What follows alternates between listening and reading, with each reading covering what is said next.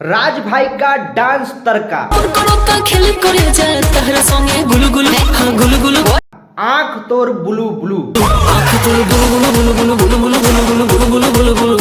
जी हाँ, नमस्कार, स्वागत है आप सबका द मेहदी न्यूज में। आज हम बात करेंगे राज भाई के नए डांस वाला तड़का, उस गाने का जिस गाने का फिर से भोजपुरी इंडस्ट्री में कहर आना शुरू हो चुका है। जी हाँ, जिस गाने का बोल है आंख तोर बुलू बुलू।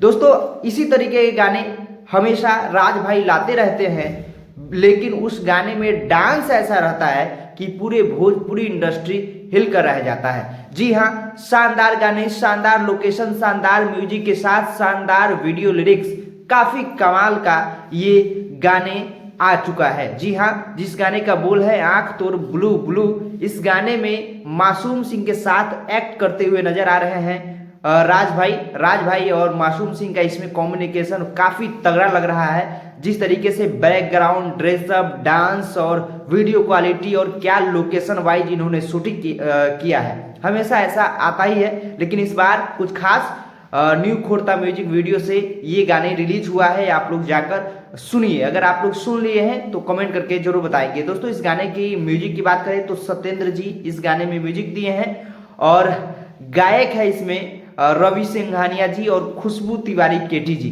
आवाज है इसमें, जिस गाने में आवाज दिए हैं रवि सिंघानिया और खुशबू तिवारी केटी जी, और इस गाने को लिखे हैं सुनील राजा जी।